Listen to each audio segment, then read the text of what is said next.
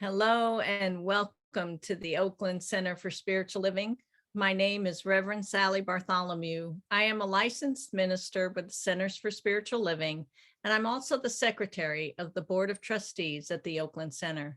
Welcome to our midweek Wednesday night service. We are glad that you are joining us this evening, whether in person or later on. As you will get to experience tonight, our Wednesday night oasis is a place where we come together as a community to be spiritually refreshed between Sundays. Most Wednesday night services build upon the theme of the previous Sunday, sharing in a satsang style, building off the science of mind principles and practices with the intention that these gatherings be informal, intimate, and interactive. Last Sunday, Reverend Sunshine Michelle Coleman introduced ideas inspired by the talk title of Vulnerability, Letting Go, and Letting In. And tonight, practitioner and ministerial student Alena Hutchinson continues the exploration of this same topic. Now, our annual theme for this year, 2023, is Living Out Loud. So get ready. Tonight, I'd also like to welcome any new people that have not participated in these Wednesday night services before.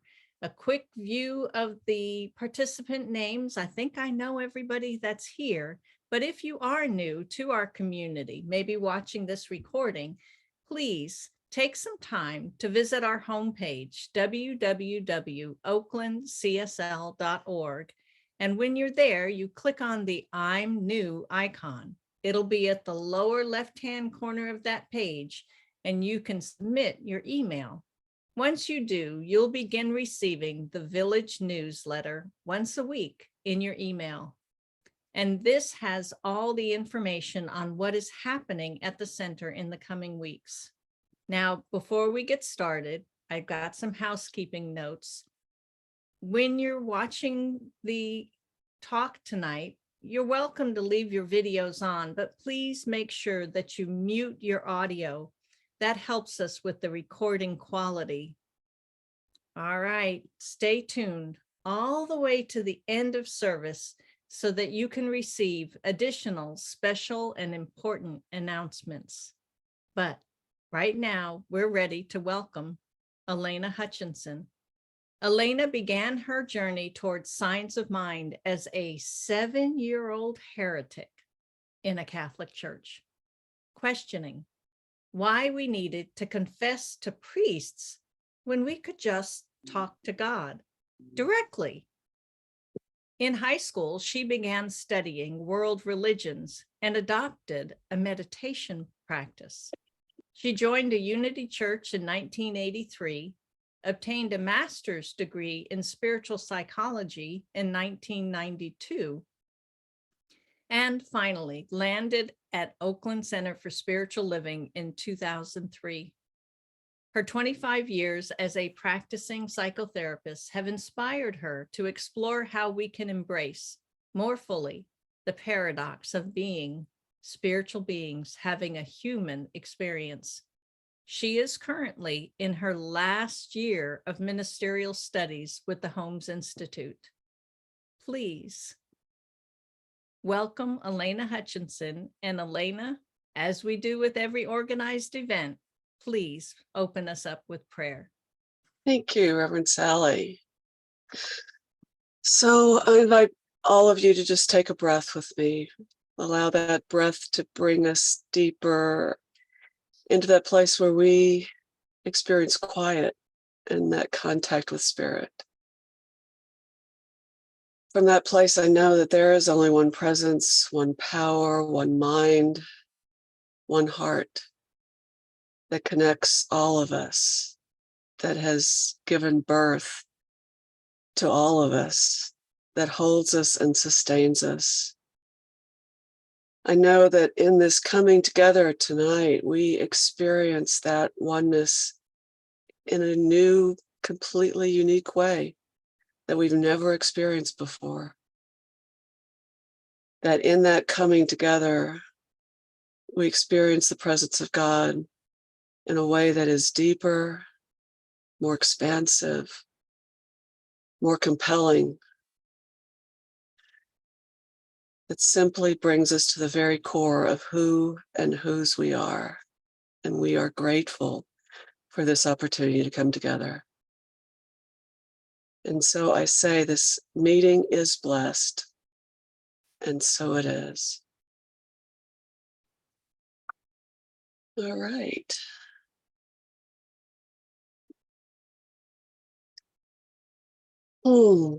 Your strength is in your vulnerability. Your strength is in your vulnerability. The entire time I was going through graduate school and my internship on my way to becoming a psychotherapist, the students and interns in my programs were required to be in weekly therapy. Out of all the things that my therapist said to me in those 7 years, that was the one sentence that stood out. The one that left me going, what? And by the way, if you're ever in therapy, may you get that therapist who can say that one sentence that makes all the time you spent with them worthwhile. That was my sentence. Your strength is in your vulnerability. Now, to truly understand the impact that that had on me, you need to know that this was before Brene Brown came along to convince everyone that vulnerability is just the best thing since sliced bread. I had back then what I think of as a typical reaction, thinking that vulnerability was maybe a sign of weakness and actually a pretty bad thing. So what do we mean when we use the word vulnerability? And why would CSL think that this is something worth spending a month on? As Sally just said, you know, the CSL theme for 2023 is living out loud. The theme for this month is the power of vulnerability. And the theme for this week is letting go and letting in. Living out loud, for me, brings to mind thoughts of fearlessness, of showing up as our authentic, powerful selves. So what's the connection between that and vulnerability? Here's the spoiler. Vulnerability is what allows us to show up as our powerful, authentic selves, to live out loud. Vulnerability has been defined as the willingness to be open to uncertainty, risk, and emotional exposure in social situations, in spite of fear. So what I'm going to invite you to do right now, close your eyes if you feel comfortable doing that, but just think with me about some of the ways that vulnerability shows up for us. Let's say your partner is sick or injured and things at home have become overwhelming. Do you dare ask your friends for help? Or your boss? A friend or loved one has said something that hurt your feelings. Do you let them know, or do you bury those feelings somewhere inside that feels safe? You need to have a difficult conversation with someone, maybe one involving the B word, boundaries, and you have no idea how they're going to react. Do you just let it go, even if that means the connection is going to suffer? Or things are going really, really well in your life. Can you allow yourself to enjoy that feeling? Or do you need to remind yourself not to go overboard, to protect yourself against the disappointment that you know is just around the corner? Can you celebrate your wins without worrying that someone is going to try to take you down a peg? Let's say a group decision is having a negative impact on you. Do you speak up and take the chance that you'll be that person? And finally, you're in a new relationship with a romantic partner, a friend, an acquaintance, and you would love for the connection to be even deeper. Do you take a chance and say something, not knowing if they feel the same way? It's no wonder that when we're feeling vulnerable, we want to hide it even from ourselves. We are conditioned to think of it as weakness. And we think we know what comes with weakness: judgment, disdain, rejection, or God forbid, pity. And we certainly know how we feel when we find ourselves in a moment of vulnerability. I think the technical term is icky. Brene Brown has a completely different take on vulnerability, though. She says that vulnerability is the birthplace of love, belonging, joy, courage, empathy, and creativity. It's a source of hope, empathy, accountability, and authenticity. Well, I don't know about you, but all that sounds pretty good. So how do we reconcile these two realities? The firm conviction of the researcher that vulnerability is the foundation for pretty much everything good in life, and our own fear that nothing good can really come of it. That paradox brings me back to our core principle in Science of Mind, one of our core principles, that we are spiritual beings having a human experience. Ernest Holmes tells us that as spiritual beings, nothing can ever truly hurt, harm, or hinder us. Science of Mind tells us that we are internal, eternal, invincible, our power limited only by the extent to which we are currently able to embody that innate spiritual power. And at the same time, in our physical, human experience, we are in physical form. We live and die. We have taken on these sometimes fragile human bodies that don't always do what we want them to do. We have feelings about that. We live in a world that's in constant flux, and the people and things and situations that we love and are attached to and that we depend on for our well-being might be here one day and gone the next. Inspired by our wisdom and creativity as spiritual beings, we have deep longings and big dreams, and then we get slapped around by the realities of the physical world. Time, space, entropy, other people, oppressive social structures, our own limiting beliefs, all the things that certainly seem to be able to hurt, harm, and hinder us. The short way of saying all this is that vulnerability is one of the inescapable truths of our human existence.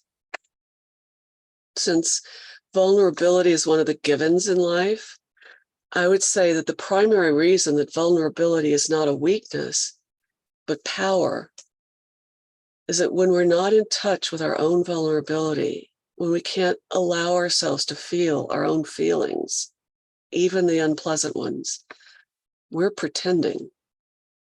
And pretending is not a position of power. When we can't share our vulnerable feelings with those closest to us, we're closing ourselves off from connection and community, and hiding is not a position of power. When we don't risk speaking up and speaking out and being our unique, authentic selves, we are shutting off the flow of energy and power that Spirit has made available to us by our very existence. And as Marianne Williamson keeps reminding us, playing small is not a position of power.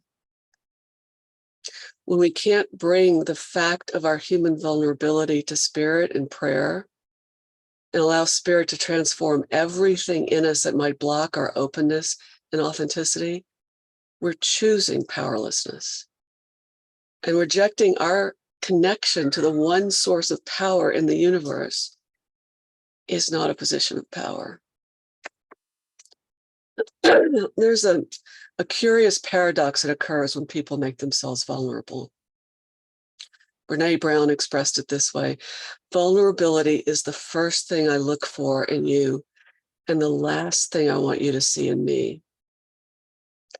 Anna Bruck, a scientist at the University of Mannheim in Germany, studied that very phenomenon.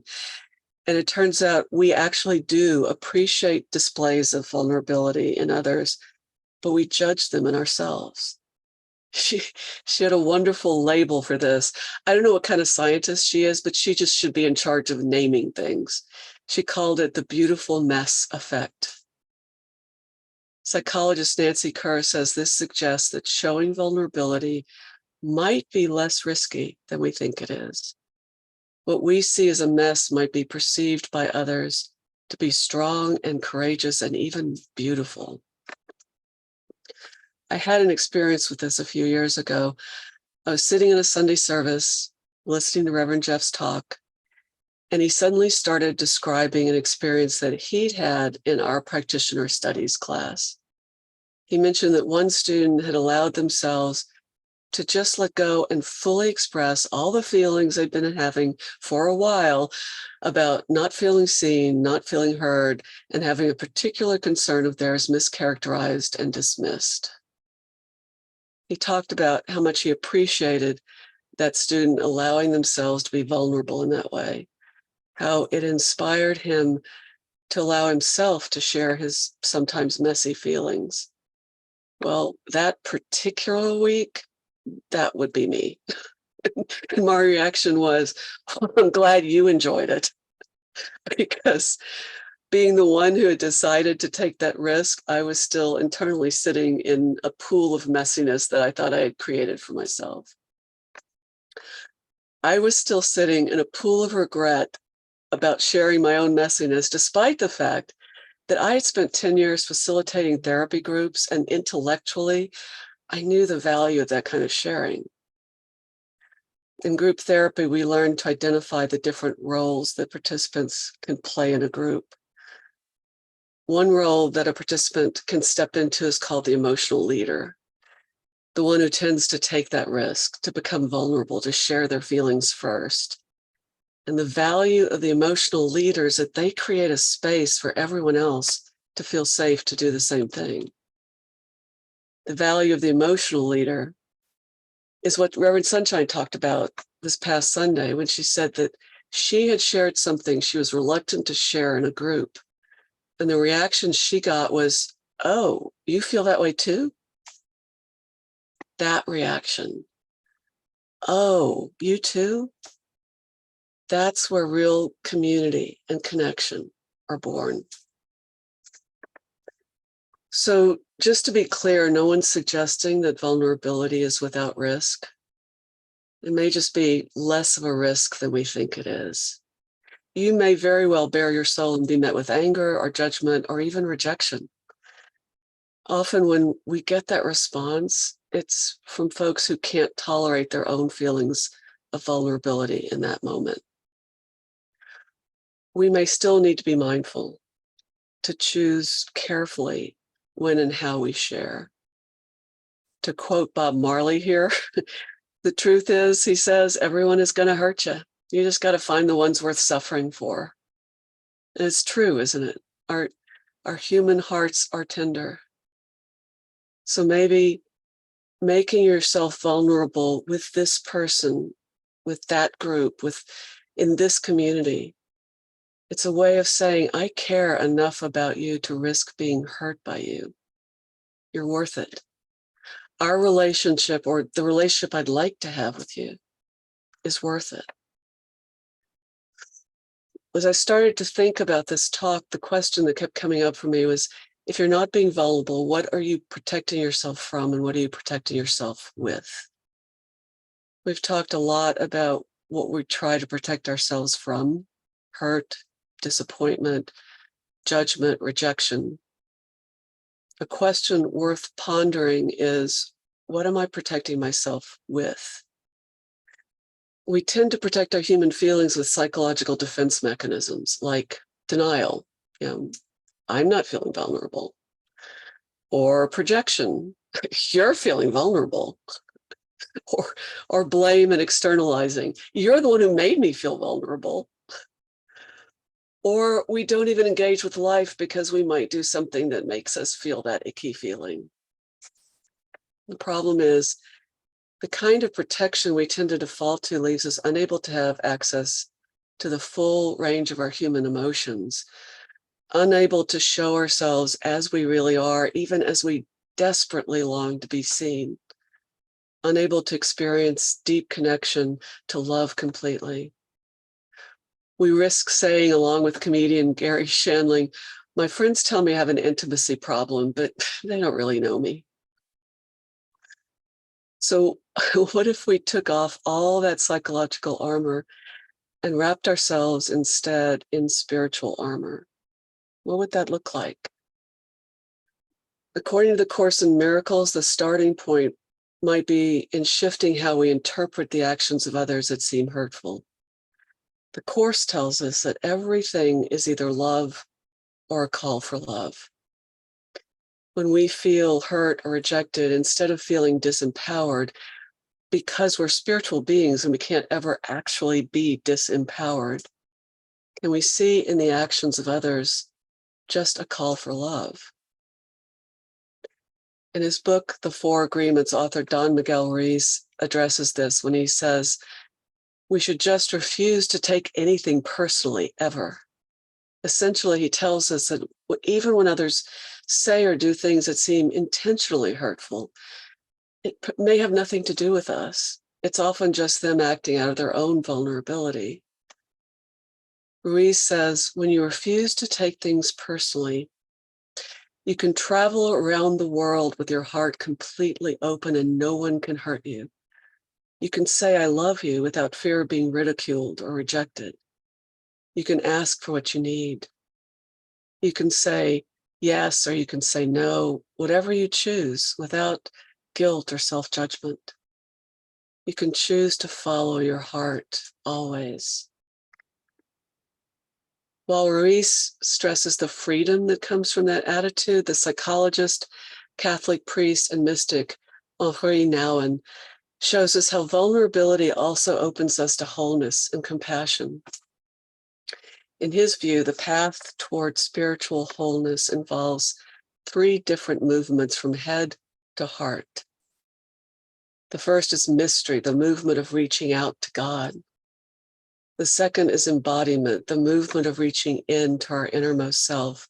And the third is vulnerability, the movement of reaching out to our fellow human beings. Vulnerability is a movement in which we become less and less defensive and more open and vulnerable. This encounter with vulnerability in the heart leads us, he says, through the desert of our own human fragility to a hidden wholeness and to our utter beauty in the eyes of the One. He believed that without vulnerability, you could feel sympathy for another person, but not compassion. To be truly compassionate, we have to be with the other person, to experience our own vulnerable feelings and theirs as arising from the same place, from our shared human condition. So how do we translate that into science of mind principles? Basically, through our spiritual principles and practices, we're invited first to reach out to spirit, to let go and let spirit in, to realize that our essence and spirit's essence are one and the same. That on that level, we are fully protected by our utter lack of vulnerability and innate power. We're invited, secondly, to reach out or into our innermost self, to hold our human self with gentle eyes, with all of its human longings and fears, to unearth and accept and let go of our limiting beliefs and our old wounds, to let in the transformative power of spirit. And finally, we're invited to reach out to each other, defended only by love, only by the power of spirit showing up as us to protect us, willing to risk in order to experience oneness with each other, to give and receive love. Because isn't that what all of this is about, really? That we are trying to let go of fear and let in love. I had a week or two lately when, for some reason, I just felt this enormous amount of love coming toward me. Just constant, random instances of people being happy to see me and words of appreciation. In my meditation, I'm asking Spirit what all that meant, because I can't leave well enough alone, apparently. And the answer that came very clearly was, if you say you want to show up as love in the world, you have to be able to receive it. And my immediate response was, oh, you know that word I can't say here. Because I know that as wonderful as love is, it's also a terrible and dangerous thing. Anyone who has ever loved anyone knows this. And that's the paradox. Love asks a lot of us, of our fragile human hearts. But where there's danger, there is also power and depth and beauty. The question is, can we love ourselves enough to accept all of us, even our tender, messy feelings? Can we love spirit enough to trust that when we offer our tender feelings to spirit, they will be met with a love so complete and so fierce that it's enough to hold and transform anything?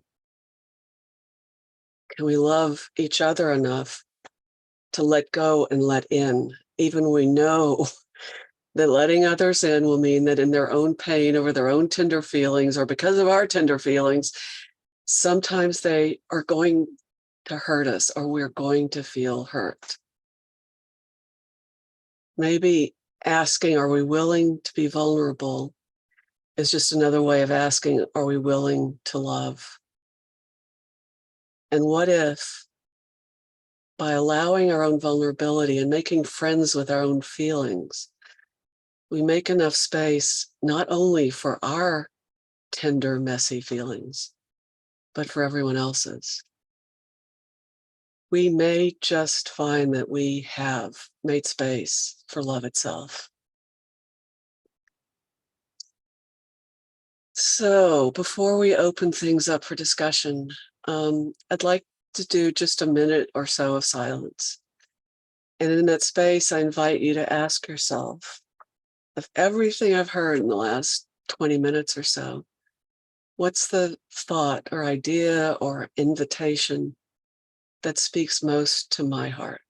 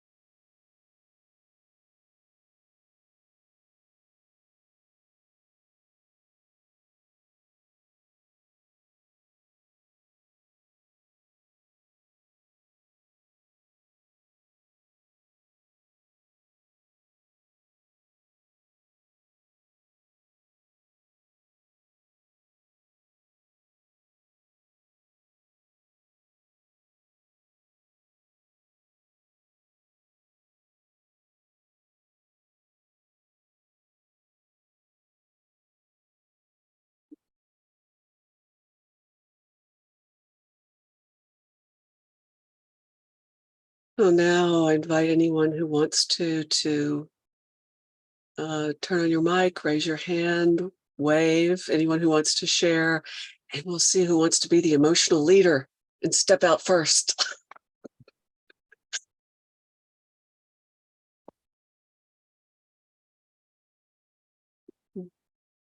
Okay. Reverend Judith. Yeah. Yeah. I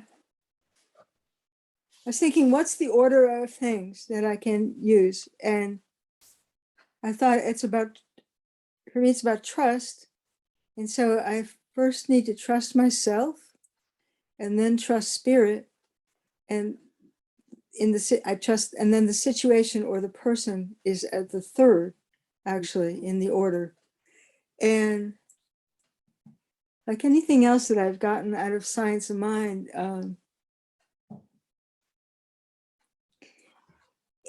there are baby steps here. And I am a little more willing than I used to be about that. Things like maybe asking someone for help. anyway, I'm a little more willing. And so I feel that I have taken some baby steps. I haven't leaped yet. The one of the readings in Dr. Dan was about leaping. And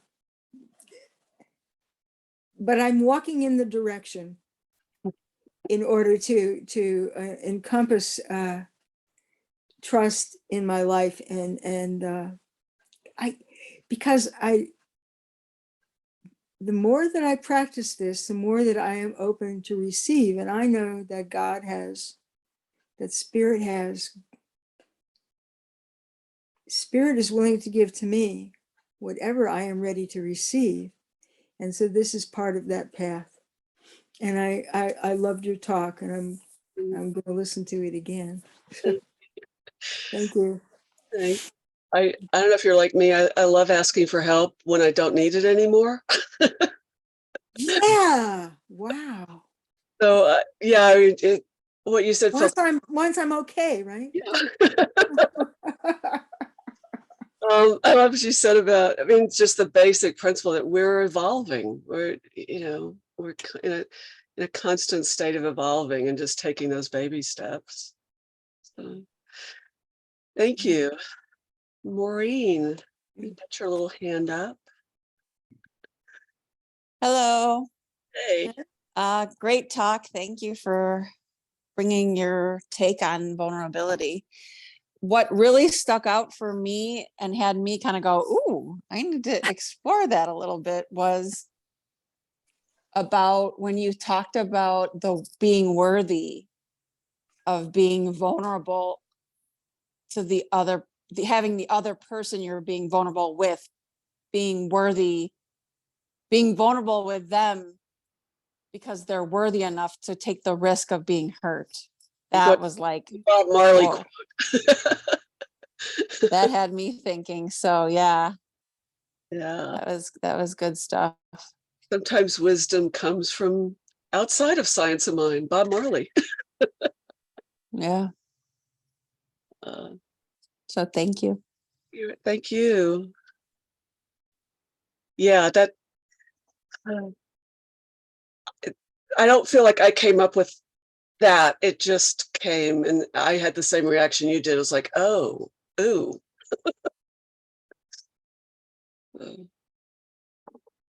Trisha, you're muted, sweetie.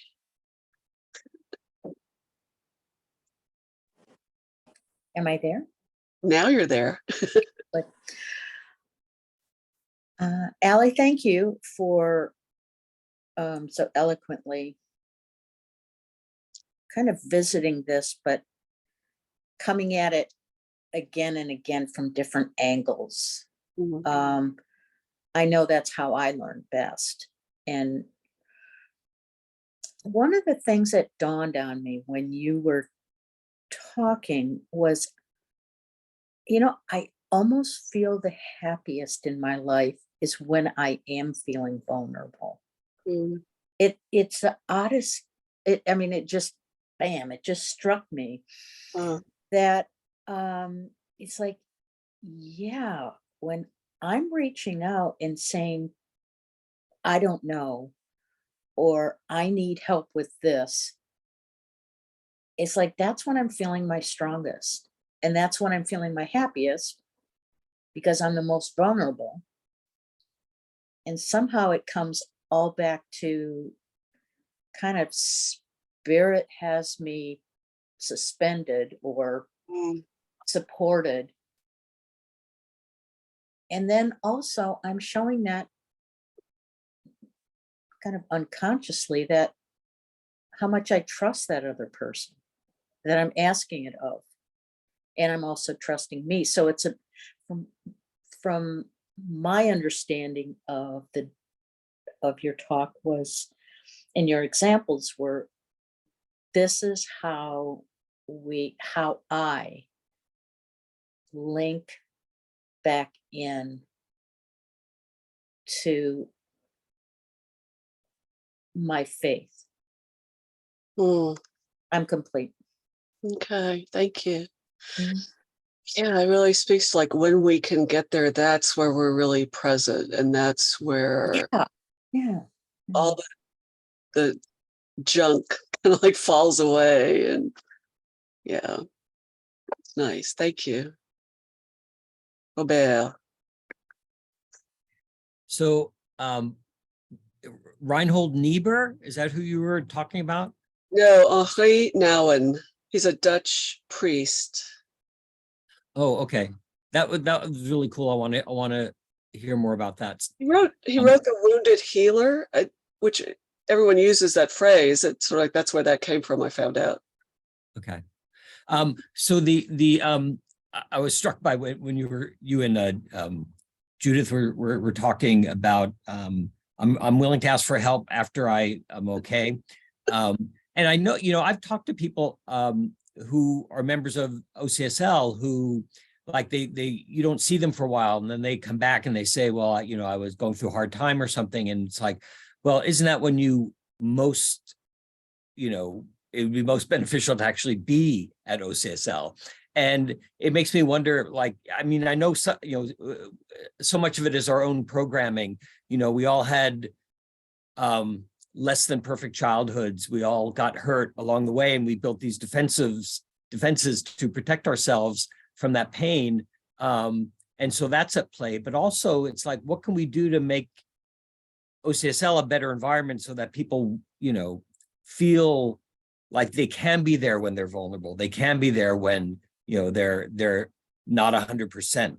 And I think sometimes in New Thought, people are so focused on the positive that people feel like, well, if I'm not positive, then I don't belong.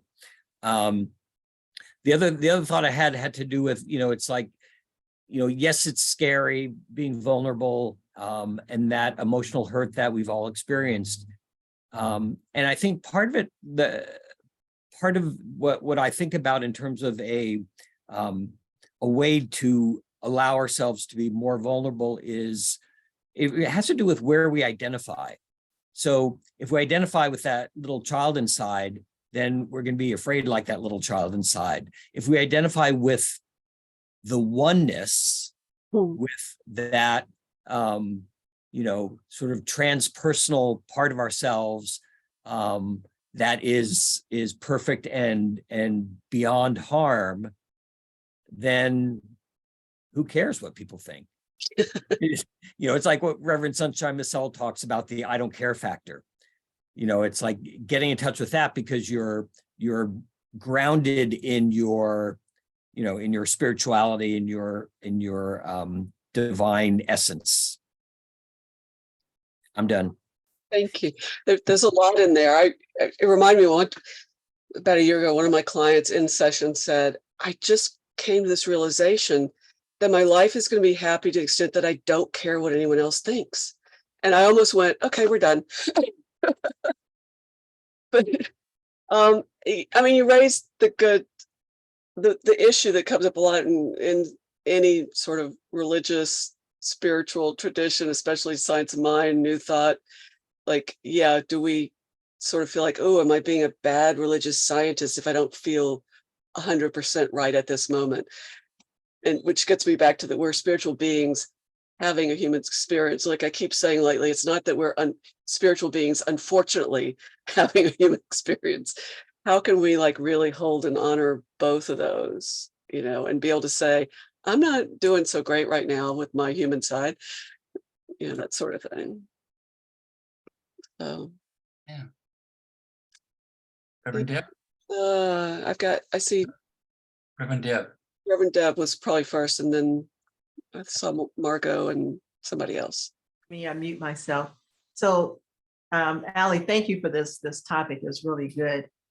And one of the things is like when you posed the question, I was sitting with it for a moment. And then I kind of heard Spirit say, what if? What if, it's like there's a group of people that are there and it's like, and nobody's talking to us. What if I were to go up and introduce myself or say something to them? What if I would, take this job that I may have been afraid to say that I may not be qualified for or whatever? What if I actually applied and it turned out to be the best opportunity.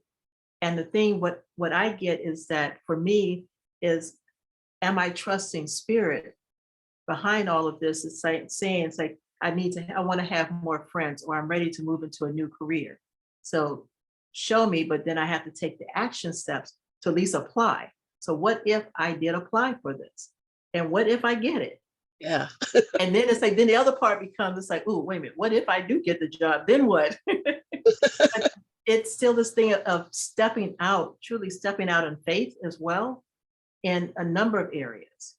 And that was the thing that just kept ringing in my ear. It's like, well, what if? Yeah. So yes. Yeah. So What if you get the job and you just ask spirit to make you really great at it? exactly. Exactly. That's a good thing. Or the relationship, or, it's like whatever it is, the house or whatever. What if I actually get the keys to a brand new house that I didn't think that I would be able to get? What if? And then seeing yourself in that position, because it is part of a programming as well. And it's like, but seeing yourself in this place already, seeing yourself there. And I think about, and I guess because part of me, I've been in the military for 26 years. And so that's kind of helped me to move through some vulnerability stuff, but still in this humanness, the human part of, we're vulnerable no matter what. And a lot of it is because stuff that we make up in our minds as well, that kind of puts us in that place. Yeah. What if we changed our thinking and thought something different? So I am complete. Thank you. The thought that came up as you said that was like, when do we get to the point where we think life is too short to just not show up? And it brought me back to what I was saying with Robert, is like, we have these beliefs, we have this childhood stuff. It's about practice, because we are constantly dealing with the fact that we're in these human brains that default quickly to the old stuff. Yes. And the more we practice, Thank you for that. Yeah, thank you. And Reverend Jerry and Margot, I'm not sure who was first. You kind of raised your hands at the same time. Oh, Margot's muted. There we go. Is Margot ready to go? Oh, go. You're it, Reverend Jerry. Okay, thank you. Thank you for such a rich discussion this evening, as always. Alena, thank you. And when you brought us into the silence, what came up for me was a very, very hurtful experience in my life about 15 years ago, when my dear husband, who I'm very good friends with to this day, decided he didn't want to be married any longer. That was the most hurtful, vulnerable time that came forth in that moment of silence that you brought us into. And what I realized from that is being vulnerable, being with family, being able to share my hurt, my sadness, my tears, allowed me to heal. It allowed me to go through a process of healing, which in turn turned out to be a very big opportunity in my life to move forward and to love myself and to be present to me and to receive the call to ministry and to move on to do some really amazing things in my feelings. So what came up was just that healing aspect of really truly being vulnerable and open and raw. Yeah. So I appreciate the metaphor of the bone that heals, and it's stronger in that place. Yeah. Thank you. Thank you for that. Yeah, thanks. And Margot. Well, you had me at vulnerability as my strength. And I'm wondering, and you've had so many years with it. I'm wondering if you've figured it out, like you can name it. Yeah, sure. I'd like to figure that out. Maybe you'll give that to us. But in the silence, the thing that came up was just, and this is working with clients, but it's also working with myself, just how important it is to be in awareness. I love that you use that word default, especially for me in an interpersonal thing. I get so focused on the other person. Like I can't, I need to know what's going on with me if I'm going to make an I statement, but I'm taking in and experiencing what they say. So it's like I don't have a great instrument of a body. You know, I've had dissociation in my life. Some people, well, the minute my stomach gets tight, I know I'm being fake, or whatever it is. So, or what is my feeling? We need emotional intelligence. There's a lot that goes on before you can get to a place where you can make an I statement. And then I'm just thinking we're vulnerable in that space because we aren't in a truthful relationship even with ourselves. So it's humbling to figure this out. And then if you do get awareness, like there was an example of a friend lately who's somebody came over to visit, and she really, given the circumstances in this person's life, maybe 20 minutes would have been good. It was 3 hours. And my friend just could not take the risk of telling her to go. You know, even though she was in awareness that it had gone on too long. So we really have to just be very compassionate with ourselves on both sides of vulnerability, unconscious vulnerability. And then when we're clued in, there is a lot at stake, and you do have to know who you're being honest and truthful with. But I'm thinking that is our strength, and if we want to live a life that feels congruent and flowy and truthful. Yeah. I mean, essentially, my journey with that has been in my youth, I always was the person who would just say the thing that no one else would say, but I wasn't being vulnerable, so I wasn't having to feel any of the feelings around that. Right. Now it's like, now I have to feel that. I'm like, but like you said, it's a position of strength. You're like standing on solid ground. You're not kind of trying to sidestep yourself in some way. If you can get there. Yeah. It's hard, and it's not. Well, you asked me after all these years, where am I with it? It's like, it's not that it's like anything else. It's never done. It just keeps coming up in different forms and different iterations and that sort of thing. I'm going to stop talking because we don't have that much time left, and I got TC and Andrea. TC, you're up. Okay, so for me, vulnerability was really hard to achieve until I learned to set healthy boundaries. That was the key for me. It's like once I got healthy boundaries set and figured out so people weren't sucking energy off me that I wasn't expecting and all of that, then I was able to pick and choose who to open up to. So just putting that up there. I'm complete. The metaphor is always, the human or any cell. A cell operates optimally when it opens and closes and lets in the good stuff and doesn't let in the bad stuff, all that. Right. Nice. Yeah. Andrea. Actually, I'm using my partner's computer, so my name is Catherine. That's what I thought. Okay, sorry about that. I was like, that doesn't right, I wouldn't expect anyone to know that in advance. I appreciate the last few sharings, especially because this is complex stuff, and it can be very tricky. And I've been sitting with how I have often been the emotional leader in a lot of different groups, and I think I've made myself vulnerable prematurely before the group was ready for it, or before the process, the group. I'm thinking of the staff that I work with, where I would feel like I have to speak up. It's kind of like this ethical imperative, and I have to make it safe for other people. And almost like I put other people's safety ahead of my own. And then I would feel hurt because I was misunderstood or misinterpreted. And in a way, I like to have the flexibility. I like to give myself the flexibility of choosing not to be vulnerable in certain situations. Yeah. And so I really like that piece about choosing who to be vulnerable with, and when, like at what point in the relationship development or the group development because I don't want to keep feeling like I just have to, like that's the best. If no one's going to be openly human, I'm going to do it. I'm going to set the example and take the bullet or whatever. Yeah. Yeah.